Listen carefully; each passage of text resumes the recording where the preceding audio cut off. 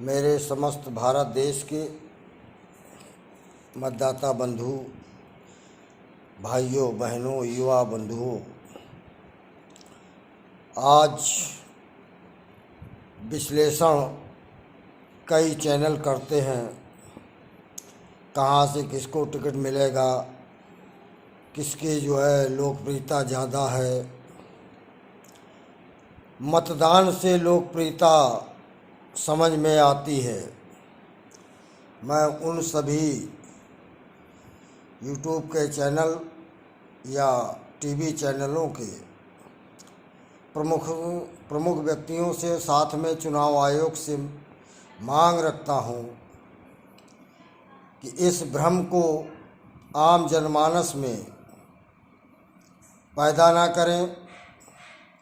इसके लिए भारत के निर्वाचन आयोग को कड़ी कार्रवाई करनी चाहिए, क्योंकि भ्रम सुनने से मतदाता की जो अंतरात्मा है मत देने की, उसमें काफ़ी बदलाव आता है। क्योंकि लगभग 60 से 70% लोग राजनीति से दूर होते हैं। उन्हें कोई बताता है या इंटरनेट मीडिया या टीवी चैनलों के द्वारा जब वो घर में होते हैं तो उस माध्यम से वो आकलन करते हैं। इस आकलन को जो प्रत्याशी होते हैं चुनाव के, वो अपने धन बल के आधार पर बहुत कुछ चैनलों के द्वारा अपना प्रचार करवाते हैं। बहुत से पत्रकार विपक्ष के होते हैं, बहुत से पत्रकार सत्ता पक्ष के होते हैं। पत्रकार होता है। इस विश्लेषण को हमेशा के लिए बंद कर देना चाहिए। दूसरा, जो भी सर्वे आता है, आखिर सर्वे क्या कहीं अलग से आता है? सर्वे अगर करते हैं तो ये भी स्पष्ट होना चाहिए कि किस दल का समर्थन करते हैं, उससे परसेंटेज आ जाएगा। क्योंकि अगर 10,000 लोगों से बात होती है, उनकी मानसिकता भौगोलिक स्थिति से अलग अलग होती है।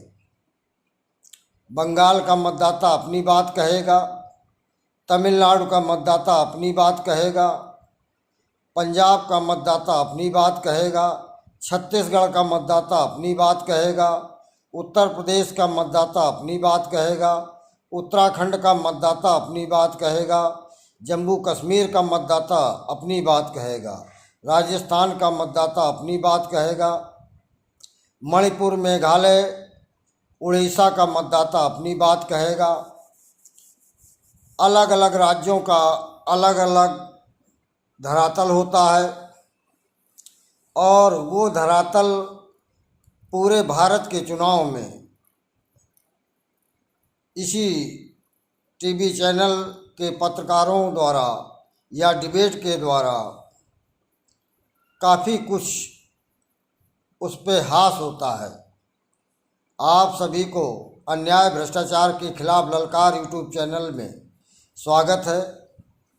मैं उतनी खूबसूरती से अपना वीडियो अपलोड नहीं कर पाता हूँ।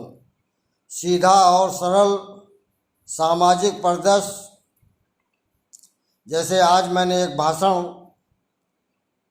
दिल्ली के मुख्यमंत्री की पत्नी लोगों से कह रही थी कि 1,000 रुपये नहीं मिलेगा बहनों को, क्योंकि केजरीवाल जी जेल चले गए। चुनाव होता है और घोषणा होती है। कोई भी व्यक्ति अगर राजनीतिक विद्वेष की बात करता है तो साथियों मैं केवल इतना कहना चाहता हूँ कि वो चाहे मुख्यमंत्री हो या मंत्री हो या सांसद हो या विधायक हो या संगठन पदाधिकारी हो, अगर वो फंसता है तो इस समय नार्को टेस्ट का एक मैटर आया हुआ है जो अभी काफ़ी पारदर्शी लोग बताते हैं, क्योंकि मैं उसके अंदर तक तो नहीं गया हूँ।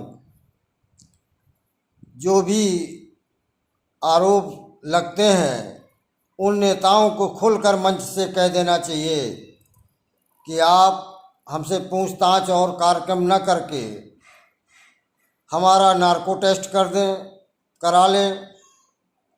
नार्को टेस्ट कराने के बाद अगर ईमानदार हैं, कोई गलत काम नहीं किया है, तो आप तुरंत पाक साफ हो जाएंगे।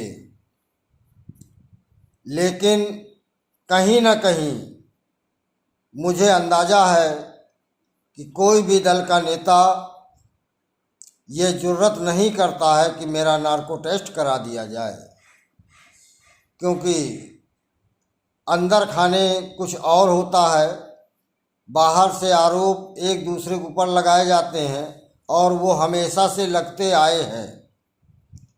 चाहे वो कांग्रेस का शासन रहा हो, चाहे भारतीय जनता पार्टी का शासन रहा हो, चाहे जनता पार्टी का शासन रहा हो, चाहे जनता दल का रहा हो, चाहे राज्यों में अलग अलग क्षेत्रीय दलों का रहा हो, सबके भूमिकाएं अलग अलग रही हैं।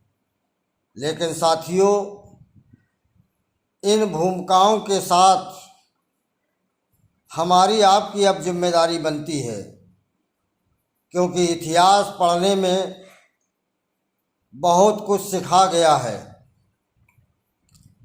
मुग़लों का शासन हम हिंदुस्तानियों के एक दूसरे की ईर्ष्या भाव के कारण आया, क्योंकि ये नहीं सोचा कि आज उसको हरवा देंगे और यही लोग कल हमको हराएंगे। उन्हें ऐसा उस समय के लोगों को लगा कि इससे हम नहीं लड़ पाते, बाहरी आक्रमणकारी लोगों से सहयोग लेकर इनको परास्त कर देंगे और वो वापस चले जाएंगे। इसके बाद अंग्रेज़ों का शासन, और तो और इन दोनों शासनों में हमारे भारत के ही लोग प्रशासन चलाने में सहयोग करने वाले थे। लेकिन मुग़लों के शासन में जो आदेश मुग़ल सेनापति या जो भी वो पद का कहा जाता हो, उसने आदेश किया तो हमारे ही लोग हमारे लोगों के खिलाफ गोली या जो भी हथियार हुआ करते थे उस समय वो चलाते थे, क्योंकि उस जगह उन्हें अपना स्वार्थ दिखाई देता था कि हम नौकरी में हैं, हमारी नौकरी चली जाएगी। भाइयों का खून बहाने में उन्हें कतई संकोच नहीं था। इसी तरीके अंग्रेज़ों के टाइम में भी अंग्रेज़ों के यहाँ जो भी लोग थे, मुझे लगता है उसमें 90% सब भारतीय थे और किसी के साथ भी अन्याय करने में वो भारतीय उनके आदेश को मानते थे। उसमें कहीं 1-8% लोग अपने समुदाय के प्रति अच्छी भावना रखते थे तो वो विद्रोह करते थे और विद्रोह में उनका कुछ न कुछ वो होता था। साथियों, विचार करो कि आज जिन भी राजनीतिक दल की बात, क्योंकि कुछ लोग मेरी बात को अन्यथा लेते हैं, मैं आज एक और चीज़ खुलकर बता देना चाहता हूँ कि मेरे व्हाट्सएप में जितने ग्रुप हैं, किसी ग्रुप को मैंने नहीं जोड़ा। मेरे में वो लोग या तो उन ग्रुपों के लोग मेरे से संबंधित थे, उन्होंने जो है मेरे में डाला। अगर आप लोगों को, जिन भी भाइयों को मेरे से दिक्कत है, क्योंकि मैं सामाजिक बात करता हूँ, किसी दल विशेष की बात नहीं करता, अन्याय भ्रष्टाचार के खिलाफ ललकार में बोलने में कोई संकोच नहीं करता, और किसी भी दल के द्वारा मैंने 1 रुपया आज तक पैदा नहीं किया। कुछ लोगों को लगता है, क्योंकि ज़्यादातर लोग किसी माध्यम से अपनी लोकप्रियता चाहते हैं। मैं 35,000 किलोमीटर की यात्रा यूपी और एमपी और गुजरात तक कर चुका हूँ। किसी भी व्यक्ति से 1 रुपया का सहयोग मैंने नहीं लिया है, भविष्य में ज़रूर लूँगा। मैं बार बार बताता भी हूँ।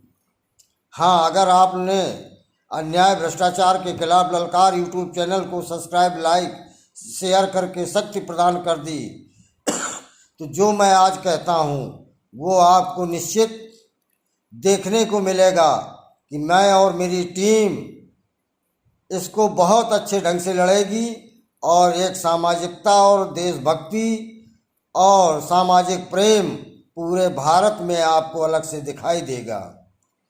इन्हीं बातों को लेकर मैं अब विराम देता हूँ। फिर आपसे लाइक शेयर की अपील करता हूँ, सब्सक्राइब की। धन्यवाद। संपूर्ण ब्राह्मण। जय परशुराम, जय रावण। राष्ट्रीय संयोजक अध्यक्ष अशोक दुबे, जालौन, बुंदेलखंड, कानपुर, यूपी, भारत देश। जय लंकेश।